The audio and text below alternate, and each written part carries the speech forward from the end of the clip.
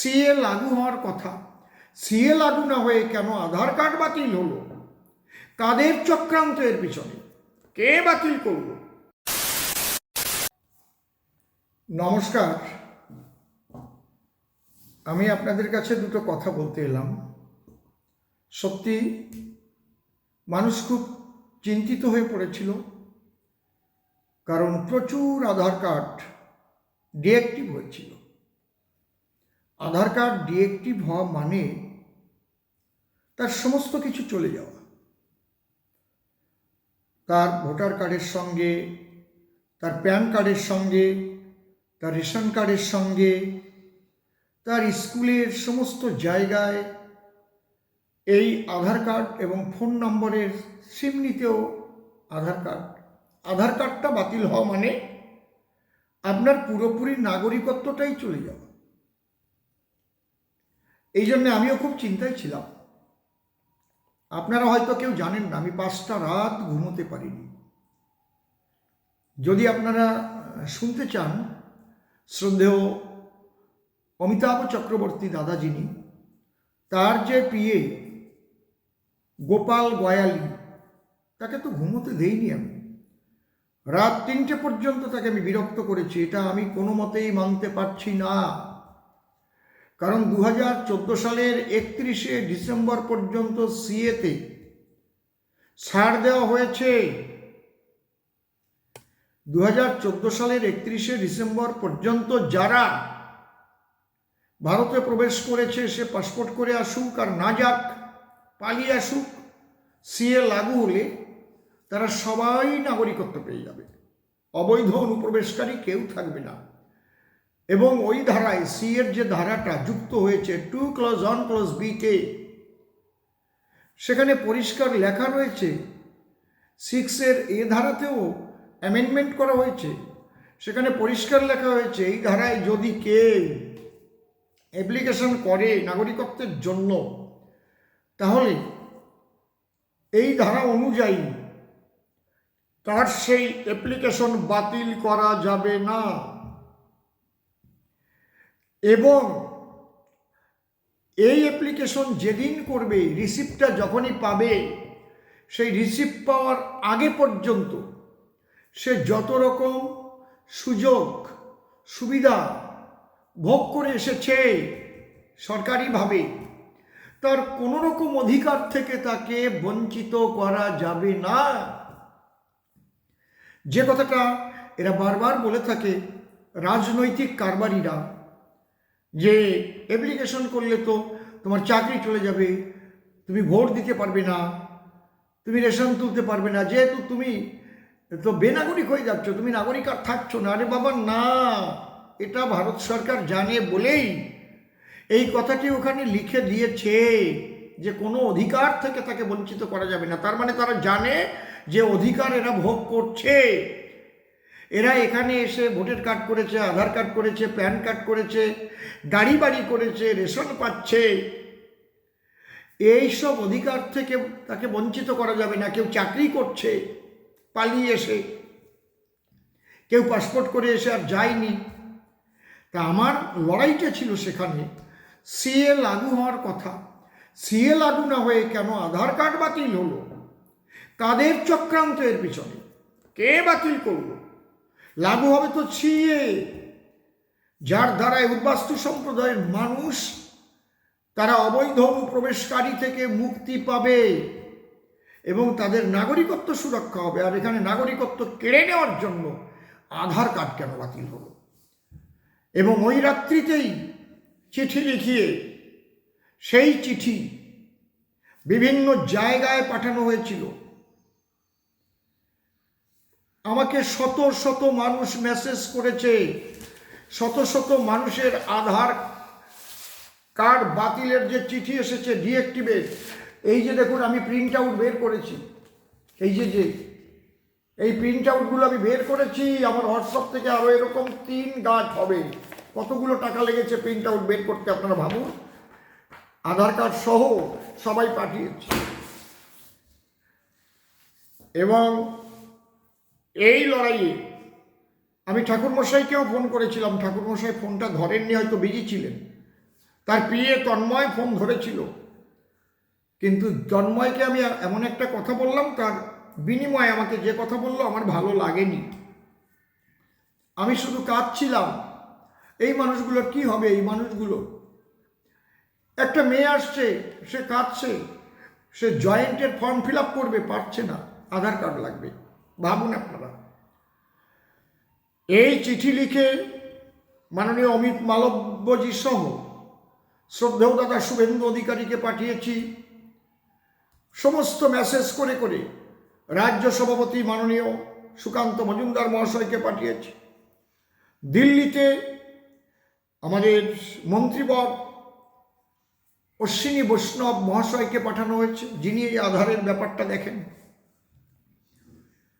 তবে 2014 সালের 31শে ডিসেম্বরের পরে যে এত মানুষ পাসপোর্ট করে এসে হিন্দুরা যায়নি, তারাও যে এই আইনের আওতায় বেনাগরিক হয়ে যাচ্ছে, এটা কিন্তু কেন্দ্রীয় সরকার কখনো ভাবেনি আমার মনে হয়। বা যদি কেউ চক্রান্ত করে এটা করে থাকে, তারা জানতো যা যেমন একটা চক্রান্ত করব, যে চক্রান্তে যদি কেউ করে থাকে, বলছি যে চক্রান্তে সন্দেশখালি বিভিন্ন জায়গা যে দুর্নীতি, এখান থেকে জনগণের মুখটা ঘুরিয়ে দেওয়া যায়, যেন আন্দোলনটা অন্যমুখী হয়ে ওঠে, তা আমার কেন্দ্রীয় নেতৃত্ব ভারতীয় জনতা পার্টি এটা বিশেষ গুরুত্ব দিয়েছেন। বিশেষ করে আমার স্বরাষ্ট্রমন্ত্রী মাননীয় অমিত শাহজি এবং আমার রাজ্য বিজেপি নেতৃত্ব শ্রদ্ধেয় দাদা সুকান্ত মজুমদার মহাশয় রাজ্য সভাপতি, আমাদের এলওপি বিরোধী দল নেতা শ্রদ্ধেয় দাদা শুভেন্দু অধিকারী, এবং সবচাইতে বেশি গুরুত্ব যার ছিল, যেখান থেকে চিঠি সব জায়গা পাঠানো হয়েছিল, সে হচ্ছে সম্পাদক রাজ্য বিজেপি সংগঠন, রাজ্য সম্পাদক শ্রদ্ধেয় দাদা অমিতাভ চক্রবর্তী। সমস্ত জায়গাটাকে আমি নাড়িয়ে দিয়েছিলাম সারা রাত, আপনারা কেউ জানেন না, কারণ মানুষের বুকের যন্ত্রণা আমার বুকের মধ্যে, সেই যন্ত্রণায় আমি ডুকরে ডুকরে কাঁদছিলাম, এত যন্ত্রণা আমার হচ্ছিল। আমি অসংখ্য ধন্যবাদ জানিয়েছি কেন্দ্রীয় নেতৃত্বকে, ভারতীয় জনতা পার্টির রাজ্য নেতৃত্বকে। সেই সঙ্গে আমি প্রার্থনা করছি অতি সত্বর লোকসভা ভোটের আগে সিএটা লাগু করে এই মানুষগুলোকে মুক্তি দিতে হবে। এবং এটা 2014 সালের 31শে ডিসেম্বর লেখা রয়েছে সিএতে। আমি চাইব কেন্দ্রীয় নেতৃত্বের কাছে, ভারতীয় জনতা পার্টির কেন্দ্রীয় নেতৃত্বের কাছে আমার করজোড়ে প্রার্থনা, যে আমার মানুষগুলো, তারা মুসলমানদের অত্যাচারে অত্যাচারিত হয়ে আসতে বাধ্য হয়েছে। হয়তো তারা আগে এসে ভোটার কার্ড আধার কার্ড করে গেছে, কিন্তু কেউ পাসপোর্ট করে 15 সালে, 16 সালে, 17 সালে, 18 সালে, 19 সালে, 20 সালে, 21 সালেও আসতে বাধ্য হয়েছে। তার জমি জমা বিক্রি হয় না ওদেশে, মুসলমানরা বিক্রি করতে দেয় না, তারা জানে এরা সব ফেলে দিয়ে চলে যাবে। অনেক কষ্ট করে দুটো পয়সা বের করবার জন্য হয়তো ওরা বাংলাদেশ পাসপোর্ট করে তারা কিন্তু আসতে বাধ্য হয়েছে। এর বিশেষ কারণ আছে, কারণ বাংলাদেশে জমি জমা বিক্রি করতে গেলে বাংলাদেশের নাগরিক না হলে জমি জমা বিক্রি করা যায় না। সেখানকার জাতীয় কার্ড লাগে, পরিচয়পত্র লাগে, তাই নাহলে বিক্রি করতে দেয় না।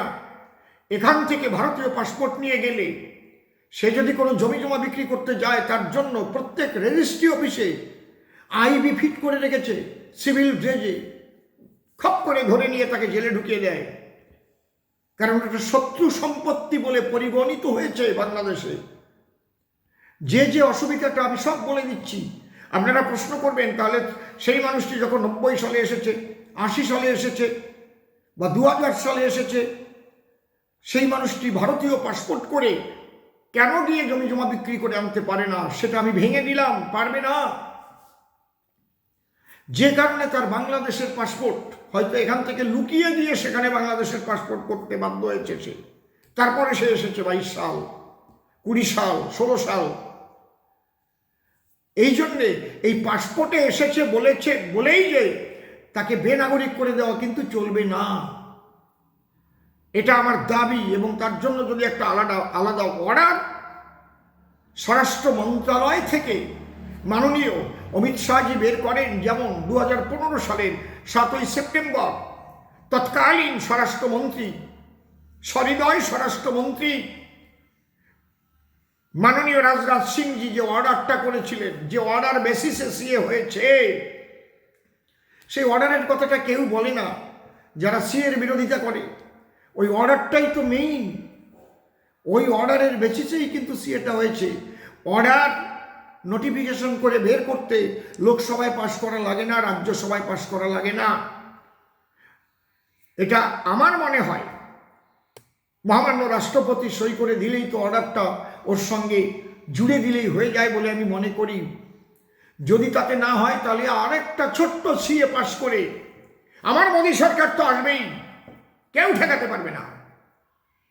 আরো অনেক সিট বেশি নিয়ে ভারতবর্ষের গদিতে বিশ্বপ্রিয় মোদিজি বুঝবেন।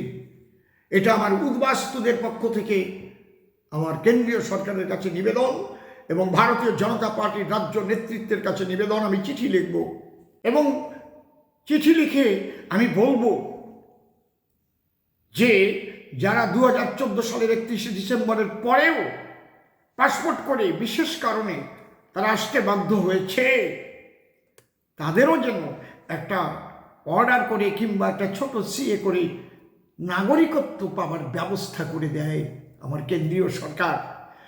এবং আমি সমস্ত এমএলএ আমরা যারা আছি, আমাদের যে বিজেপি পরিষদীয় দল, তাদের কাছেও নিবেদন করব, বিশেষ করে আমার উদ্বাস্তু এমএলএ যারা রয়েছেন তারা যেন আমাকে একটু সাপোর্ট করেন, প্রত্যেকে যেন চিঠি লেখেন। এবং আমি ঠাকুর মশাইয়ের কাছে করজোড়ে প্রার্থনা করছি এই বিষয়ে যেন ঠাকুর মশাইও তিনি মাননীয় স্বরাষ্ট্র দপ্তরে স্বরাষ্ট্রমন্ত্রী মাননীয় অমিত শাহজিকে চিঠি লেখেন এবং দেখা করে বলেন মাননীয় প্রধানমন্ত্রী, দরদি প্রধানমন্ত্রী, তাকেও যেন তিনি বুঝিয়ে বলেন এই মানুষগুলো এই কারণে তারা বাংলাদেশ পাসপোর্ট করে পরবর্তীতে আসতে বাধ্য হয়েছে 14 সালের 31শে ডিসেম্বরের পরে, কিন্তু তারা তার আগেই এদেশে ছেলে মেয়ে পাঠিয়ে দিয়েছে, লেখাপড়া শিখেছে, তারা চাকরি বাকরি করছে, ওদেশের জমি জমা বিক্রি করবার জন্য বাধ্য হয়ে তাকে ওই দেশে গিয়ে আবার পাসপোর্ট করতে হয়েছে, এদের ছাড় দেওয়া হোক। এটা আমার শ্রদ্ধেয় শান্তনু ঠাকুর মশাইয়ের কাছেও নিবেদন রইল। আমার নিবেদন রইল স্বরাষ্ট্র প্রতিমন্ত্রী, যাকে আমি ভীষণভাবে ভালোবাসি, মাননীয় নিশীথ প্রামাণিক মহাশয়ের প্রতি আমার এই নিবেদন। কারণ আমার মনে পড়ে যেদিন মাননীয় অমিত শাহজি এসেছিলেন, তিনি আমাকে জড়িয়ে ধরে অনেকক্ষণ জড়িয়ে ধরে বলছিলেন, আপনাকে জড়িয়ে ধরে যে কি শান্তি আমি পেলাম আমি তা ভাষায় প্রকাশ করতে পারবো না। আমার তার কাছেও নিবেদন থাকবে। এইটুকু বলেই আমি এখানে শেষ করছি। হরি বল, সবাই ভালো থাকবেন।